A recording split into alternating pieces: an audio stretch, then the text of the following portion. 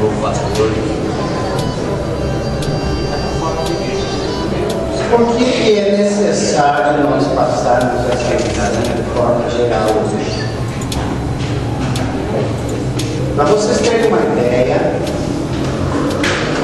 o tema da lição dividiu a nossa igreja em 1888. Existem milhares de páginas escritas contra ou a favor da interpretação de Paulo a respeito dessa lição. O tema dessa lição foi tão violento dentro da igreja que a irmã White teve que chamar a atenção dos teólogos da igreja, porque Darcy estava a ponto de ser pegado a tapa. Então é um tema complicado. Precisa ser bem entendido. Se você perdeu o fio da meada, você vai por uma direção.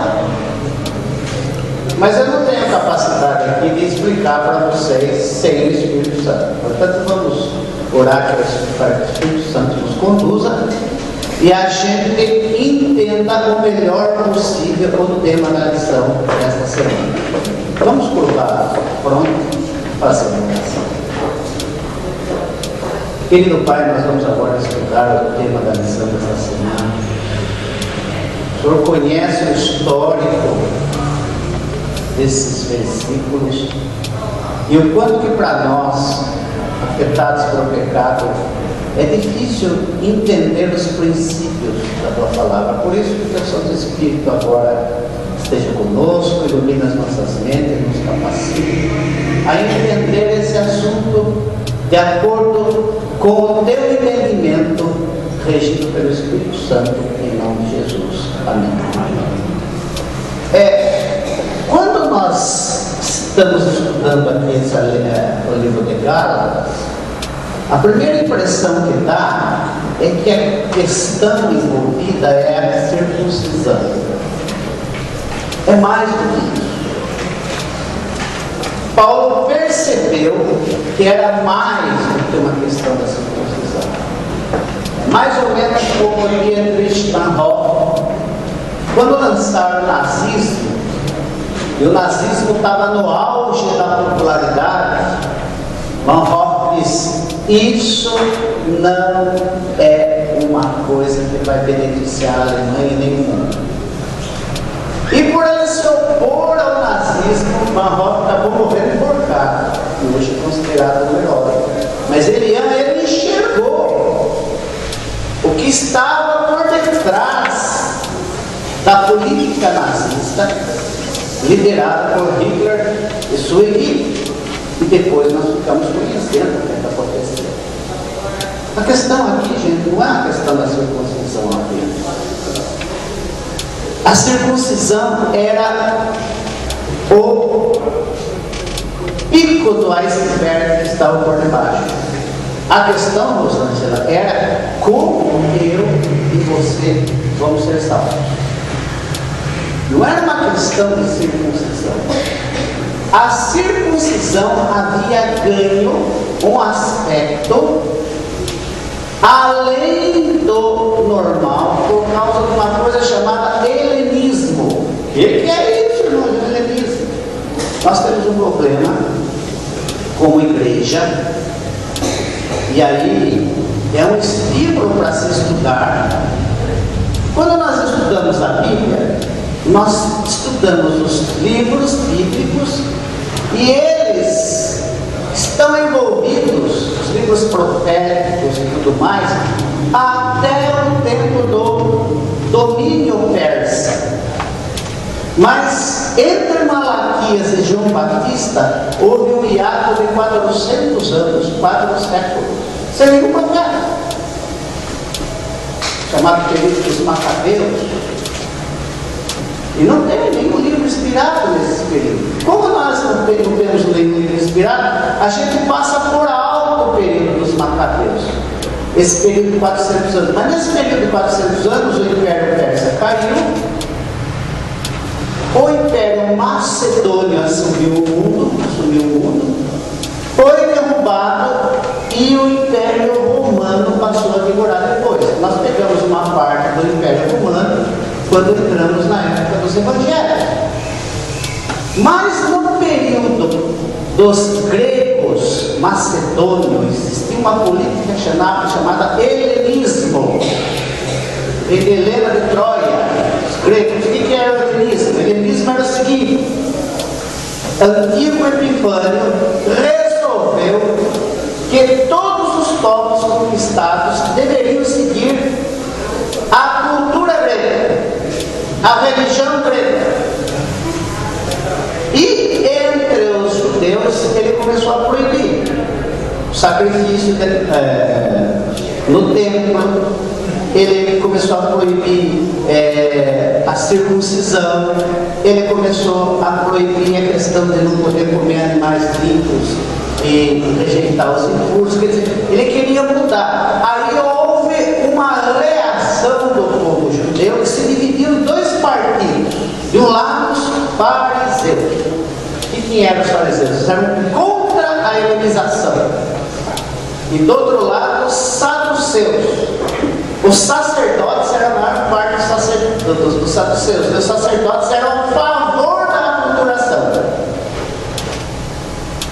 E na época do Império Grego, o auge do Império eram os Jogos Olímpicos. E nos Jogos Olímpicos, o pessoal competia nu, não é como. E uma pessoa circuncidada fosse competir nu, aparecia. E aquilo, culturalmente, era considerado algo escandaloso. Ficar nu não era escandaloso, mas ser circuncidado é. Veja como é que é a cabeça das pessoas. Então subiu ao sumo sacerdote de Israel, um homem chamado Jason, nome grego. E Jason disse o seguinte: não, os jovens que forem participar dos Jogos Olímpicos não precisam se circuncidar. E desse episódio surgiu uma polêmica muito grande sobre a circuncisão. E Israel ficou dividido o seguinte: quem não era circuncidado, ele não era considerado um judeu completo. Então havia três categorias de judeus: os judeus integrais, completos, os judeus mestiços, que tinha uma mistura ali, que aceitavam a aculturação, e os tementes, que não eram circuncidados. E esse tipo de situação criou polêmica e foi continuando, e ficou entre o povo judeu um negócio assim, de tal forma que quem não era circuncidado era filho do capeta. Puseram a circuncisão acima de tudo e de todo. E essa questão veio para o cristianismo, como nós estamos estudando. Mas o problema não era a circuncisão. O problema era o que eu e você precisamos fazer para ser considerado justo diante de Deus. E o apóstolo Paulo escreveu Gálatas, o primeiro livro do Novo Testamento, primeiro dos evangelhos, primeiro de tudo. Esse livro de Gálatas foi o primeiro livro. Antes de Gálatas só existiam as escrituras do Antigo Testamento. Só. Foi o primeiro.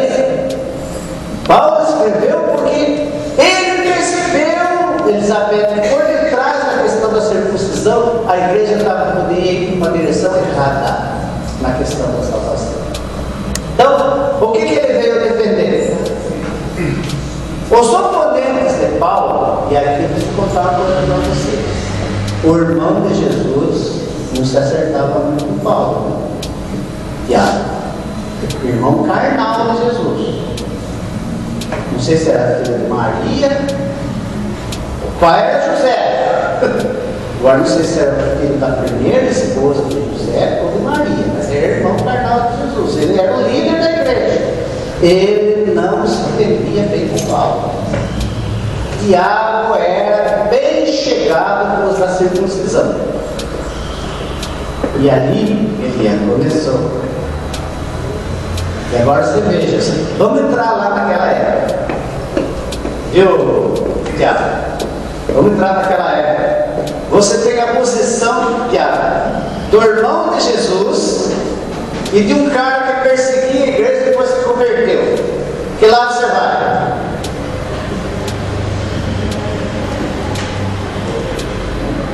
Esse cara aí que na vida perseguiu agora, quem dizer pra gente que é para fazer? Eu já escutei isso tantas vezes. Esse cara era contra a igreja, agora se converte e falava para nós que nasceram da igreja tem que fazer. É difícil, existe esse preconceito contra as pessoas que não têm pedigree, passaram a fazer parte. Então, Paulo era visto como reserva. E ele chega e diz: vocês estão indo no caminho errado com esse negócio da circuncisão. Como que Abraão foi considerado justo diante de Deus? E aí ele prova pelas Escrituras que o meio de Abraão ser considerado justo diante de Deus foi pela fé. Como que os judeus receberam essa promessa? Como que Israel continuou recebendo essa promessa? Diferente de Abraão ou igual a Abraão? Vamos ver? Vamos abrir lá em Êxodo. Capítulo 19 de Êxodo.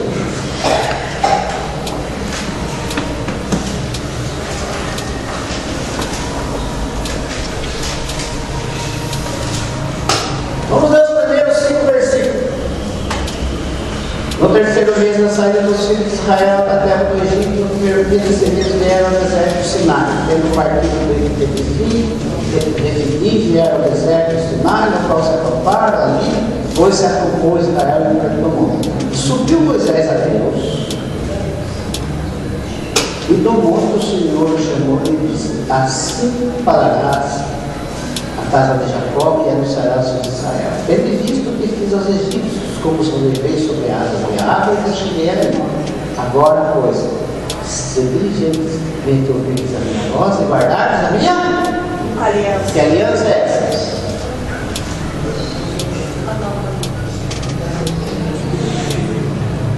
Quando Deus falou para Moisés: vá lá e diga para o povo, se guardares a minha aliança. A que aliança ele se referia? Aliança que ele fez com quem? Com Abraão. E se você for lá em Gênesis, você vai descobrir como é que foi a aliança dele com Abraão. E o autor da lição aqui, o teólogo Carl, se chama, ele procura destacar que há uma diferença entre pacto, aliança e testamento. Pacto envolve duas pessoas, os dois lados têm deveres e obrigações e privilégios. Os dois lados participam. Mas no testamento como é que é?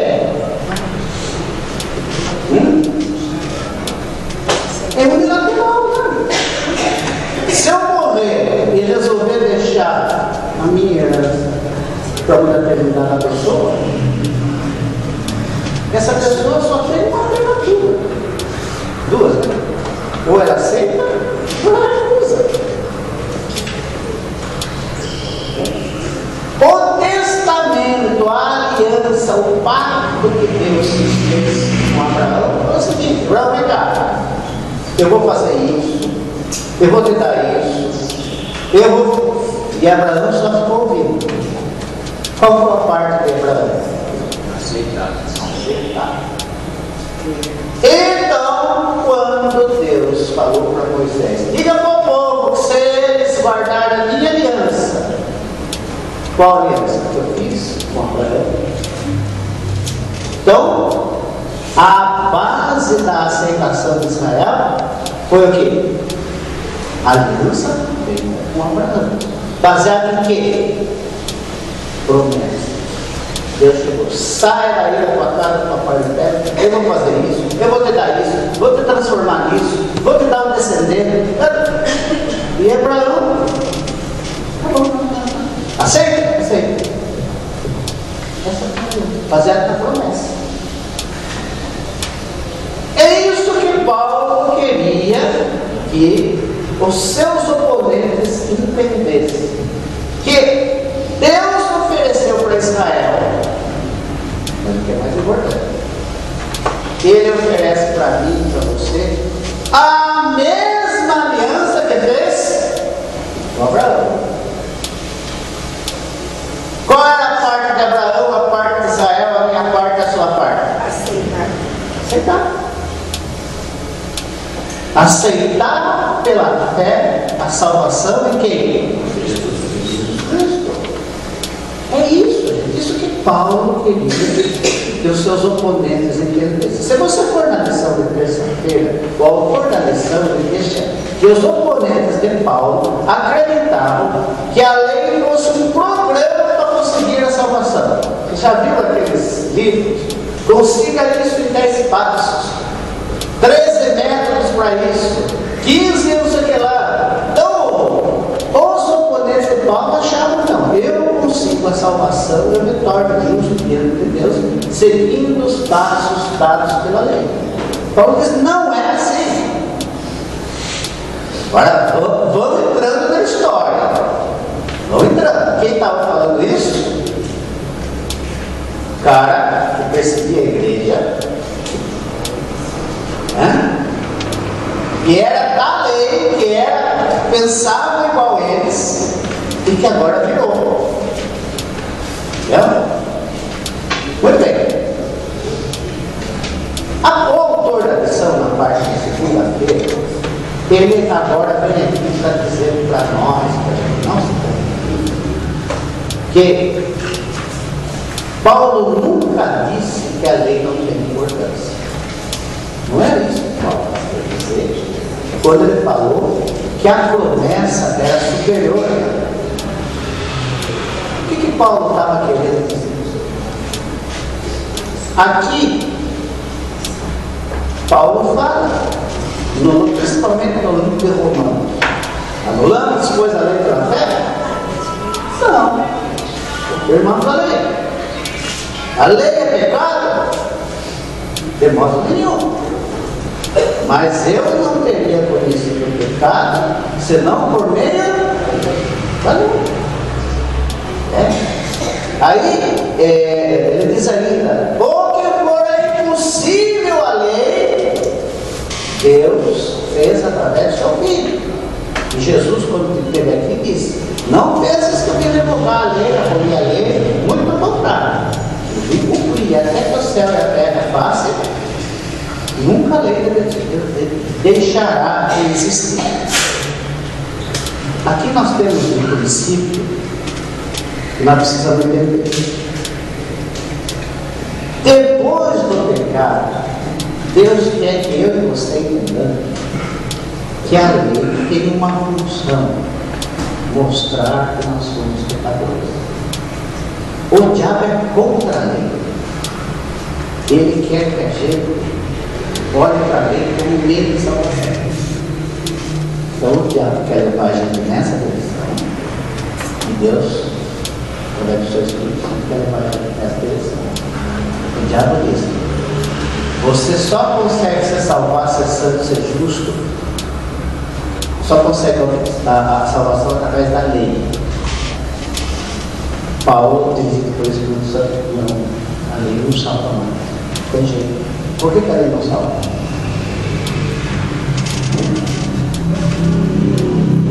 Por que eu não consigo me tornar justo através da lei que nem você? Por quê? O que a lei pede? A lei pede obediência. Sim ou não? Sim. O que Que tipo de obediência? 100%. Quanto tempo da vida? Então a lei diz o seguinte: você, para ser considerado justo por Deus, você tem que aguardar a lei 100% obediente a vida toda, o tempo todo. E mais, você não pode pecar por pensamentos, por sentimentos e por ações. Aí você é considerado justo diante de Deus. Tá? Tá? Vamos, gente. Lá. Se eu for considerado justo diante da lei, através da lei, por salvo pela lei, eu tenho só que fazer isso. Não precisa mais nada. Obedecer a lei perfeitamente a minha vida toda, o tempo todo. Não posso ter pecado, nunca ter pensado mal, errado sobre ninguém. Eu já não permito, porque ontem encontrei uma pessoa que me gosta dela, que eu não vi essa pessoa, eu já.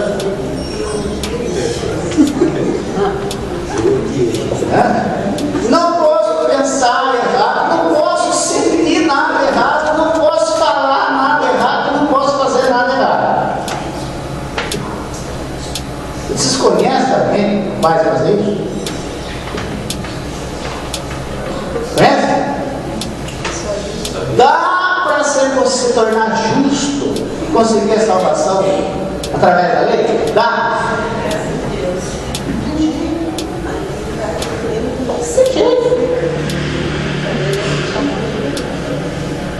Já que não dá para ser salvo, ser justificado pela lei, então a lei, para que lei, né?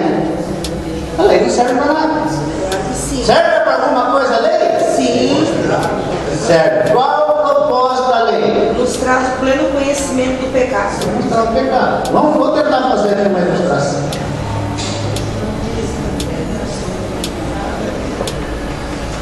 Eu vou fazer uma ilustração.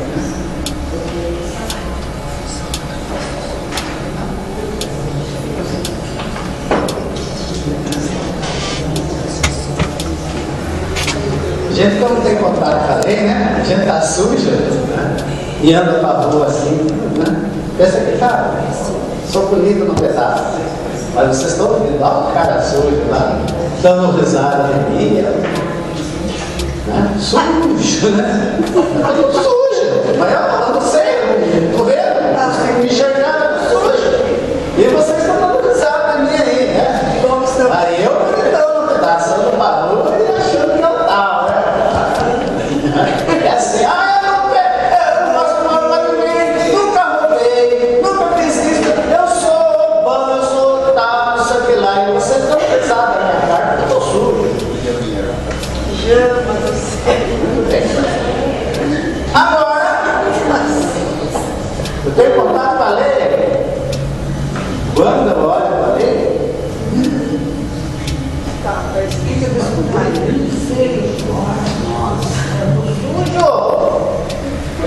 eu estou sujo. Eu vi pela vida, eu estou sujo. Bom, agora eu vou pedir Fábio, Tiago. Agora eu não entendi por que você rebocou todo. Estou limpo? Por que estou limpo? Chorou, né? Porque a lei limpa. A lei tem essa função. Condena, mostra o pecado e condena. Bom, agora que a lei mostrou para mim o pecado, a lei diz para mim, tem uma solução. Qual que é a solução? A solução é Cristo Jesus pode. Cristo Jesus, a graça de Cristo resolve. Então eu vou lá, eu uso a graça.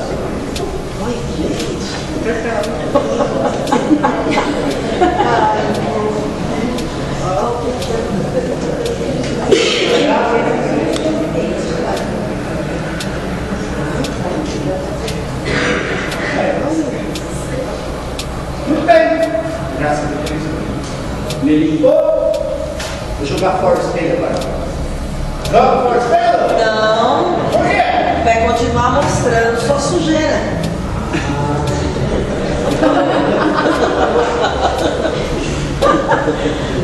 Estão entendendo? Por isso que diz que Paulo diz que a lei foi acrescentada. Ela não existia antes. Claro que existia. Por que os anjos foram expulsos do céu? Eles transgrediram? Adão não conhecia a lei? Conhecia. Abraão não conhecia a lei? Conhecia. Mas ela foi acrescentada de que forma? Escrita. Porque antes a lei era transmitida oralmente. Agora você imagina aqueles judeus, 430 anos no Egito, escravos no meio do paganismo. O que aconteceu com a tradição da lei? E para que os judeus entendessem o que é pecado. Você nós estamos vivendo hoje um tempo muito parecido com aquilo. Tudo é relativo, né? Para que ninguém, eu acho que é isso, eu acho que é aquilo. Deus deixou escrito. Você pega assim. Levíticos é só lei. Deuteronômio, muita lei. Números, bastante lei. Êxodo, bastante lei. Ela foi acrescentada para que eu e você saibamos o que é pecado e o que não é pecado. Para que os outros não venham dizer para nós, para que eu não tenha na minha ideia, isso é certo ou errado. Então Deus diz, você quer saber o que é certo ou errado, meu filho? Mas está aqui. Está escrito. Deixou escrito. Esse é o propósito da lei. E a lei foi acrescentada até o descendente, a semente. Você vai no grego, está lá, esperma. É isso mesmo. O original é esperma, semente. Até a semente.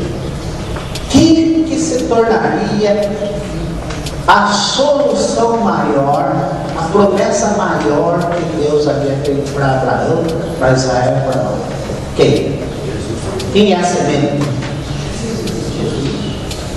Gente, antes de Jesus, antes da cruz, a lei apontava o pecado e condenava.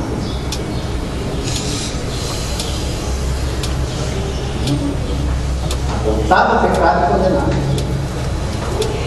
E depois da cruz, ela condena? Sim ou não? Sim. Ela aponta o pecado? Sim. E o que diz Romanos 8:1? O que diz? Leia aí para nós, Romanos 8:1.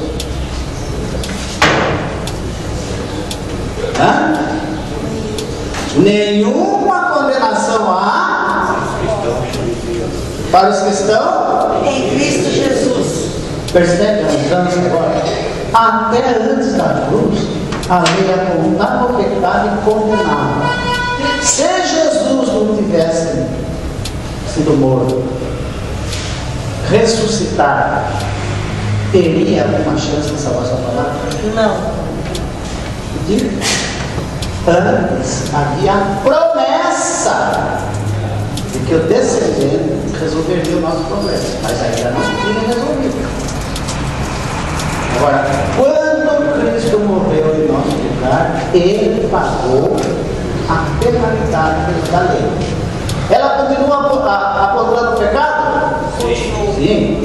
Mas se eu estou em Cristo Jesus, ela não conclui nada. Estão entendendo?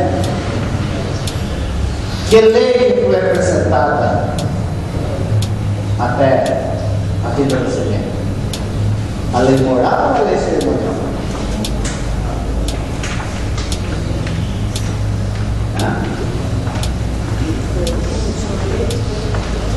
Lei. Que lei foi adicionada?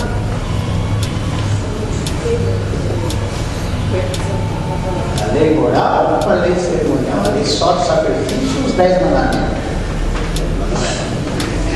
Ambas. O fato de Paulo dizer até o descendente não significa que a função dela é de novo. Jesus, quando ele fala lá em Apocalipse 2, 25, conservas o que eu tenho até que quando eu vier. Quer dizer que quando Jesus vier, não precisa obedecer mais não. Porque quando vier, tudo vai mudar. A sua obediência vai ser natural. Mas enquanto não vier, aguarde a glorificação. Paulo chega a escrever a primeira carta de Timóteo e diz: até a minha chegada você procura estudar a Bíblia, procura pregar, procura ensinar. Significa que depois que Paulo chegasse, Timóteo não precisava fazer mais nada disso? Até o descendente, até Jesus vir, a lei só condenava. A lei era condenada. Depois que Cristo veio, o meu problema, o seu problema, o problema de Abraão, o problema daqueles que têm fé em Abraão foi finalmente resolvido. Jesus teve uma obediência perfeita e Deus acredita nessa obediência perfeita de Jesus para mim e para você. A pena que eu e você tínhamos que pagar, Jesus pagou em nosso lugar. Agora nós vivemos já com uma certidão para o céu. É como se quando eu aceito Jesus, eu chegasse e disse: tá, faço uma certidão. Guarda ela que eu vou, quando eu voltar, vou levar você. Antes nem a certidão eu podia dar. Depois da cruz, dá-se a salvação de Deus. E como eu sei que eu tenho essa certidão? Paulo fala, pelo Espírito Santo. Aí o Espírito Santo vem viver na nossa vida, e aí começa a acontecer algumas coisas na vida da gente que a gente não entende direito. Pessoa que era mentirosa não tem mais prazer em mim. A pessoa que não devolvia o dízimo, dá dinheiro para a igreja, imagina. De repente é fiel, pega até, olha, pega 10% do salário. Aquele que não gostava de comer tal coisa, aprende a gostar. Quem que vai fazendo isso? O Espírito Santo sabe da gente.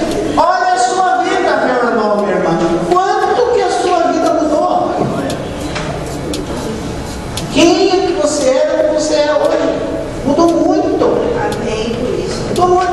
Roberto, o que fez você devolver 10% do seu salário para Deus? Você falava com os outros reformas, eles dizem: você é louco, não é? O Espírito Santo, quer dizer, a presença do Espírito Santo na nossa vida começa a gente ser obediente naturalmente. Quer saber mais sobre isso, amigo?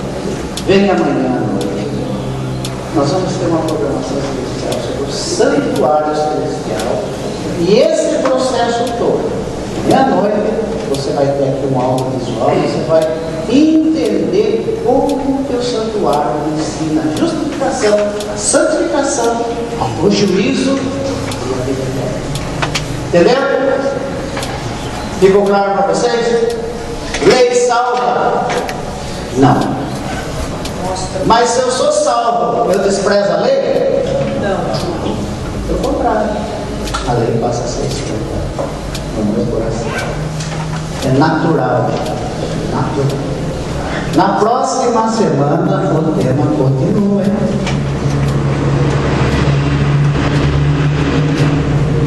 Pense que já terminou isso aqui. Então vamos ver a lei como um tutor, como aio. Não é aio.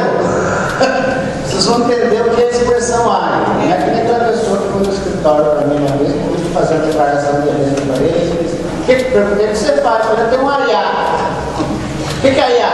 A plantação de aio. Não é esse aio aí, não. É outro aio. Nós vamos entender o significado.